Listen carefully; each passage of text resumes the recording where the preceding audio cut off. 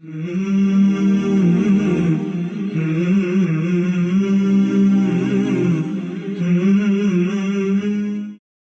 can horsemanship teach us about relations and communications?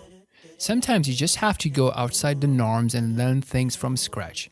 Last week, we used the guinea worm problem and talked about how our reactions help us with temporary relief, but it's getting us more of unwanted behavior and less of desired behavior. For this week's relationship breakthrough idea, we will extract it using lessons from horsemanship. For our spiritual section, one of the questions that people have is that Allah is so merciful and His mercy precedes and prevails over His anger, then how come the sin of shirk is not forgiven? We'll be sharing some breakthrough ideas on this topic to have a deeper look at what's so special about shirk. We'll also summarize how eliminating it from our life would really empower us and help us achieve a sound heart and living in an amazing state in this world as well as in the hereafter. In episode 5, we talked about the importance of timing and regular check-ins. In episode number 17, we talked about the art of getting out of the way. Episode number 18, we talked about identifying which of our reactions and behaviors are not working in our favor. Let's start with horsemanship. I have been picking up on my love for horses and riding and have been going back to the barn. The first element to bond with your horse is communication. I realized that as I entered this new relationship, I had to learn and be coached on how to communicate properly and effectively. In this relationship, I'm supposed to be taking ownership and making sure I am making myself understood. Let me repeat that. It's my responsibility to make myself understood. It's a totally new way of communication as we don't have the normal ways of communication that we have among the humans. I have to be aware of my own emotions. I have to use my body language. I have to watch signs from Chocolate, which by the way is my equine partner, and observe how she is changing and responding to me. If I feel Chocolate is not responding to me, the first question my coach would ask me is, have I made myself understood? Did she understand what I wanted her to do? Or was I giving her confusing signals? Many new riders would give opposing signals. At the same time, they would give the signal to walk, and at the same time, they would pull the reins. And your equine partner would be confused. If one day you are tired from work or stressed and are not communicating properly or are not present with your equine partner, she would notice that too and may not respond well either. Upon reflecting, I realized that how many times we take it for granted that we are great communicators in our human relationships. Every time I do a relationship intervention and coaching session, I realize that there's a big gap in couples' understanding of each other's emotions. Sometimes people just expect the others to know what they're feeling or what they want. Sometimes what is important to one is not important to the other, and they don't realize the importance of certain things which their spouse put a great importance on. The lesson here is that just like a great horseman would invest time and effort to communicate with his or her horse, even more so we need to spend time to listen and understand people that are important to us. True understanding would mean we understand what's bothering them, what is it that they appreciate, why is it bothering them, how important it is for them, what are 2 or 3 changes that we can do to make a big difference in their lives, which of these things can we adopt and make those changes and then recheck. Now, I'm not saying that it is not the responsibility for both partners to be active listeners and listen with an intention to understand, not with an intention to respond. So it is quite interesting. So if you have a couple sitting in front of you and you're trying to coach them, what would happen is that one of them would talk, and as soon as she's done saying 3 to 5 words, the other person is ready to respond. So they're only looking for some sort of an inconsistency in the other's argument. But you forgot about that, but what about this? You did that. So they're ready to respond. They're not trying to listen, to understand what is it that is bothering the other person. What is it about their behavior that bothers the other person, right? So if you were to listen to understand, the whole game would change. Okay, now another lesson from equine life is to appreciate. If you ask for something and you get it, make sure you convey that. If a rider is using some form of pressure to get a response, such as turning, changing direction, stopping, halting, running faster, jumping, whatever it is, right? And as soon as the horse delivers that, if the rider does not communicate via release of pressure or some form of appreciation, the message is not communicated properly. The horse would not realize if she did what she was asked to do. Likewise, using more force than necessary, being more aggressive, telling to do what we can achieve by asking to be done, not paying attention to the needs of your partner are all bad horsemanship. Think about it in your own human relationships. Do you appreciate or do you keep asking for more? Do you use the right amount and the right style of asking? Are you more aggressive than necessary? Do you listen? Do you communicate? Do you communicate the reasons behind your needs? Okay, now let's move on to our spiritual section. We have been talking about the disease of shirk that prevents the heart from achieving the state of a sound heart, which is known as qalbun salim in Arabic. Ibn al-Qayyim rahimahullah explains in his book that the fundamental issue is that the one who commits shirk is doing the ugliest and utmost unjust act of likening the Creator, resembling the Creator with the creation, which is against the sound intellect and the uncorrupted natural disposition of the humans. The human beings are created upon a natural understanding, a natural disposition, which we call fitrah. So it is against that to liken the Creator with the creation. Now, the fact that Allah alone is the Creator, the one who gives and the one who withholds, and none has a say or share in His dominion. And even then, there are people whose heart, expectations, hope, trust, and dependence is upon the creation as opposed to the Creator. So they are giving what is the right of Allah to His creation. The creation who is not even able to benefit himself or herself without Allah's permission. So how can that weak, humble creation help someone else without the will of Allah subhanahu wa ta'ala? He explains, Ibn al-Qayyim rahimahullah, he explains in his book that Allah alone is the one who gives, and if He gives something, no one can prevent it. And if He prevents something, then no one can give.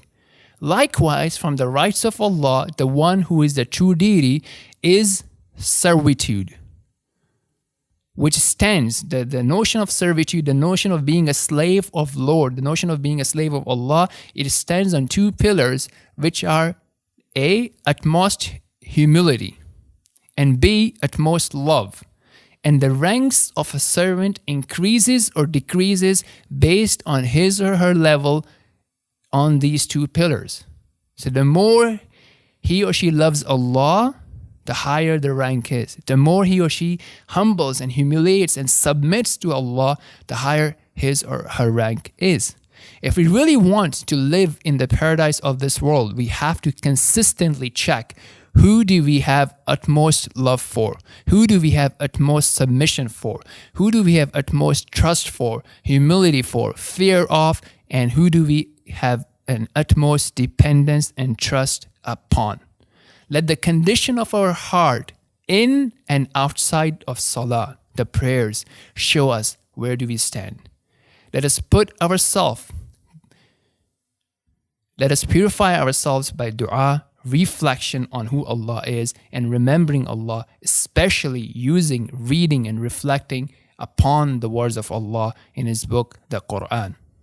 Hence, if we were to reflect with Allah being so merciful, why is this sin not forgiven? Because it is because of the severity of this injustice, and it being so against the sound intellect and natural disposition, that one who lives and dies on this sin, on this disease, is not deserving of the forgiveness of Allah, even with Allah being the most merciful. Another way to look at it is that if you were to consider any worldly institution, whether it be an academic institution, a professional institution, a commercial business institution, or an entity, there are certain foundational, fundamental elements, certain foundational skills ethics or code of conduct that people in that organization follow. Right? So you would have a people that would vary in their expertise and their experience and their contributions, and they would have different ranks within the institution, within the organization. But there's certain fundamental ethics, certain fundamental code of conduct, skills, approach, and common agreements. Okay? Now, if you don't have those, then those people really don't belong to that institution. Right? So if you have an institution of lawyers, right, and they don't even believe in the law, right? How can those lawyers be part of an institution that is teaching a certain law? Because what would end up happening is that their presence itself would corrupt the institution. Likewise, there are certain people who do not have the basic elements to be in the paradise of Allah, to be among the friends of Allah, to be among those who will be entering the paradise. So it's something to think about. To imagine, the purer your heart becomes, the more your heart connect with the love of Allah, the more your heart depend upon Allah, the really unbreakable you become with what happens to you in this world, with how people treat you, with how people respect you, with how much people love you, with how much people repay you. You really become a true monotheistic servant of Allah. So this is something that we should be doing a regular checkups on.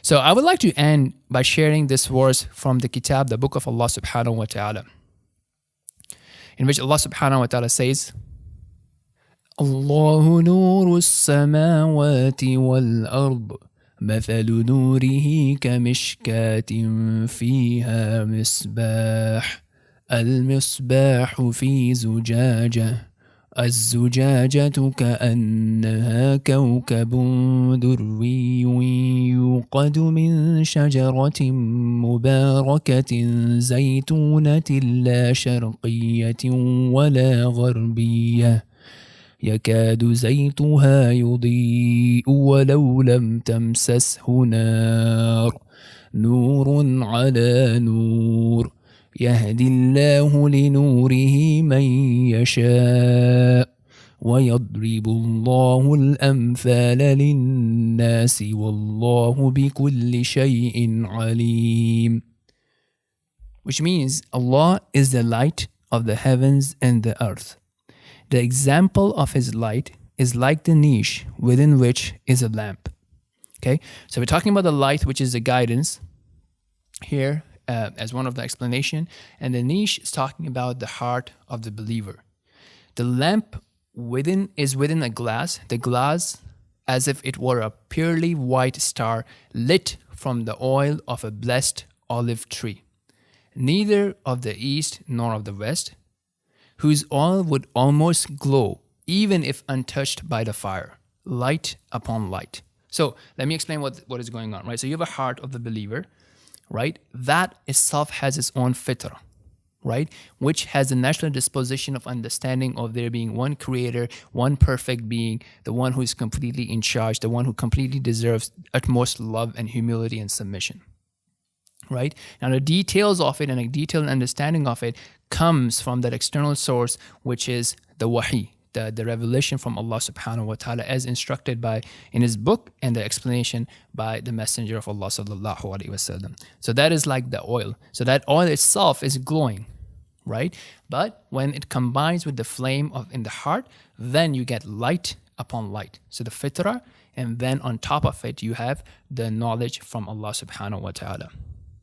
Then at the end it says, look, Allah guides to His light whom He wills. And that is a very important thing. And that again reminds us and creates that we are dependent on Allah. That if He were not to choose us for whatever reason that He knows from His wisdom, we would never be guided. So one of the things to be guided and to remain consistent upon guided and to increase in our guidance is for us to depend on Allah and to consistently beg Him and ask Him for that. And then Allah subhanahu wa ta'ala ends this verse, which is Allah subhanahu wa ta'ala says, and Allah presents examples for the people, and Allah is knowing of all things. So Allah is aware of our sincerity if we really and truly want to know the truth and want to follow the deen of Allah, or if you're trying to find arguments in something that we already believe in. Okay, so now finally, as we talked about communication as the key concept or the key theme or the key breakthrough idea of this episode, Think about this. One of the most important things that we can do in our daily life is our communication with Allah. And the 5 obligatory instances of that are the 5 obligatory salah, the 5 obligatory prayers. So this is an especially beneficial time for us to think about who we are, where our heart is attached, and to take that heart and to put it and connect it with Allah subhanahu wa ta'ala. And those 5 prayers during the day are an excellent opportunity to connect, to train, and to condition ourselves, and to examine our heart, and to ask Allah for help in fixing our connection in our prayers with Allah subhanahu wa ta'ala. Now, again, as I always say, you have to think about where you stand in light of these ideas, and when do you want to schedule bringing these ideas in your life, to take action points, and then to schedule your weekly and your daily check-ins to ask yourself, how are your 5 daily prayers? Right? When you start asking those questions, you would come up with a concern, and we would come up with ideas to improve that. If this is something that we only have in our head, that, my prayers are not good, that's it. Nothing is going to change. And may Allah subhanahu wa ta'ala facilitate it for all of us. Thank you for watching our Muslim Mastery Breakthroughs, a weekly video series in which we share insights on how you can achieve breakthroughs in your life to unlock your spirituality, relationships, and mindset. If you like the ideas we shared, please like and share them now. We always love to hear from you, so tell us how this system is working for you.